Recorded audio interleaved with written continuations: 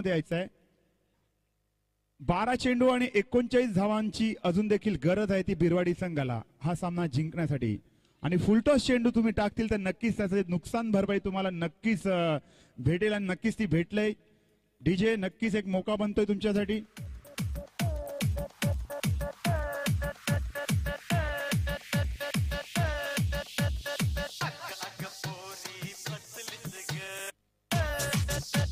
पुढचा सामना गोलंदाजीसाठी आहे तो भावेश, स्ट्राईकला आहे तो चिनू.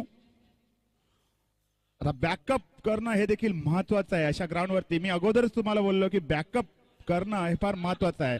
आणि नक्कीच किती धावा काढल्या? 2. भावेश पुनश्च तयार. अतिशय सुरेख डाऊन द ग्राउंड षटकार येताना डीजे.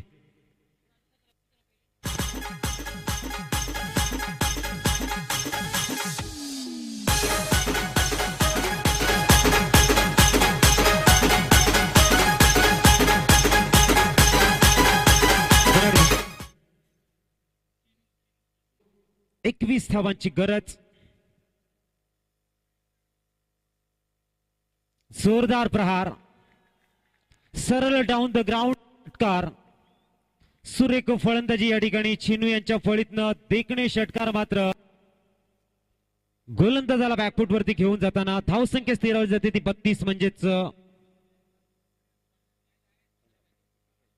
बघायला मिळते चिनू यांच्या फळीतनं. पुनश्च ओव्हरपिच पद्धतीचा चेंडू आणि सरळ सीमा पार षटकार. आणि या षटकामध्ये 6 चेंडू आणि 9 धावेची आवश्यकता. सामना जिंकण्यासाठी जाऊया डीजे कडे, येऊया मैदानाच्या आतमध्ये.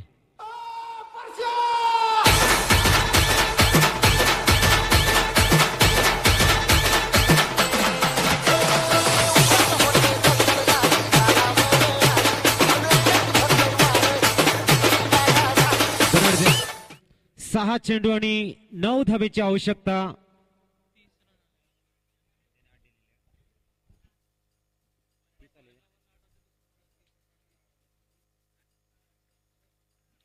खूप महागड असं षटक बघायला मिळणार. 6 चेंडू आणि 9 धाव्यांची आवश्यकता. चिनू आपल्या खेळतोय वैयक्तिक.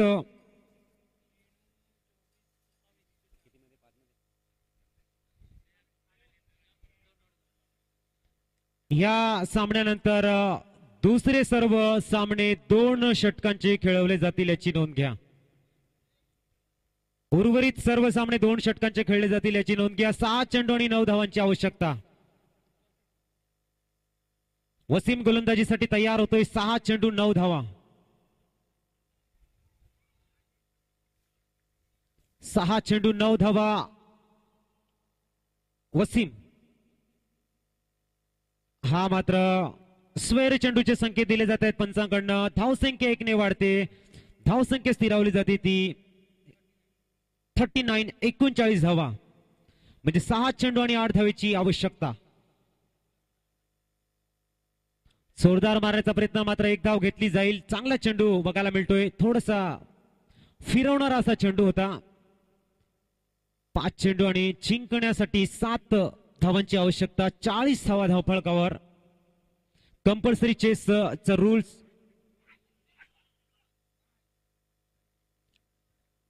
चिनू मात्र इथे फलंदाजीसाठी तयार.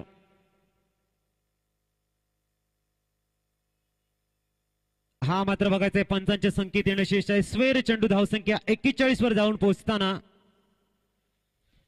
चिनू यांची अतिशय सुरेख 4 षटकार मात्र या सामन्याचं समीकरण पूर्णतः बदलवताना उत्तुंग हवाई फायर बघायला मिळाले आणि चिनू यांची उत्कृष्ट कमबॅकिंग मात्र बघायला मिळाली. हा मात्र सरळ जाईल चेंडू आणि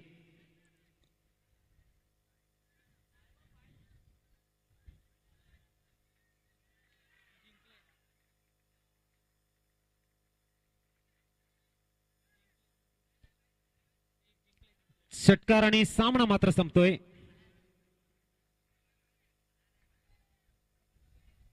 उत्कृष्ट प्रयत्न होता नक्कीच टेंबोडे संघाच्या खेळाडूंचा. सुरेख प्रयत्न, मात्र लॉबीच्या थोडस बाहेर. आणि नक्कीच चेतन थांबरे सरांना मी पुढच्या समितीच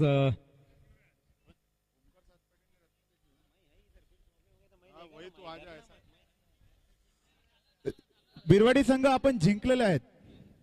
अभिनंदन. छानसा असा प्रयत्न होता, छान खेळी झाली. नक्कीच बडे बडे देशों में छोटी छोटी बातें होती रहती. विनर्स टेम्पोडे छान असं योगदान दिलं. यापुढचा सामना आहे तो रत्नदीप वेऊर वर्सेस आणि 2 षटकाचे सामने राहतील यापुढचे.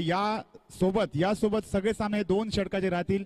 बराच आपला वेळ हा वाया गेलेला आहे आणि आपल्याला आजच्या आजच सगळ्या मॅचेस पूर्ण करायच्या आहेत. नाणेफेकीचा कौल जिंकून प्रथम क्षेत्ररक्षण स्वीकारलंय ते रत्नदीप वेऊर संघाने. दोन्ही संघांना हार्दिक शुभेच्छा देतोय आणि ओमकार सातपाडी संघाच्या फलंदाजांनी नक्कीच क्रीजचा ताबा घ्यायचा आहे. आपली ओपनिंग पेअर पाठवायची आहे. अप्रतिम असे सामने नक्कीच रंगताना दिसत आहेत. प्रत्येक मॅच आता 2 षटकांची राहील याची देखील नोंद घ्यायची आहे.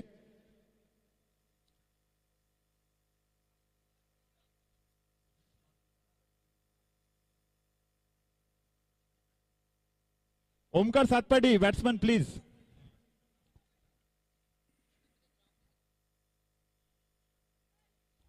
रत्नदीप वेऊर वर्सेस ओमकार सातपाडी. तरी दोन्ही फलंदाजांनी नक्कीच ओपनिंग पेअर पाठवायचे ओमकार सातपाडी संघाच्या संघनायकाने.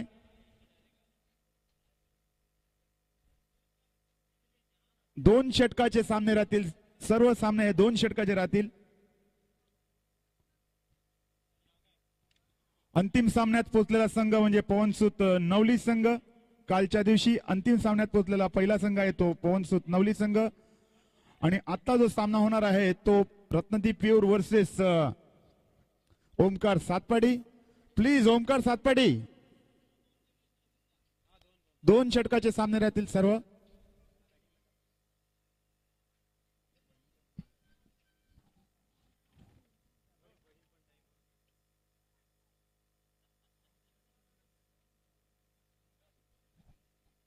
चला ओपनिंग पेअर मैदानाच्या आतमध्ये जा.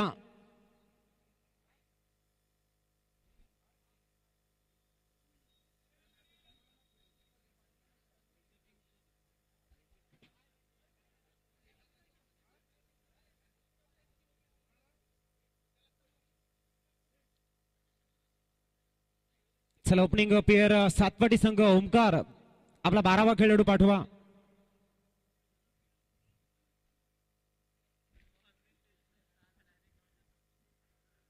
सातपाटी संघाचा 12वा खेळाडू प्लीज पाठवा या ठिकाणी.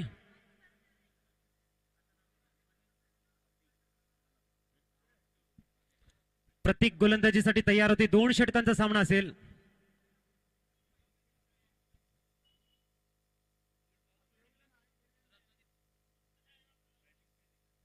मात्र बघायला मिळाली. हा मात्र सरळ जाईल चेंडू आणि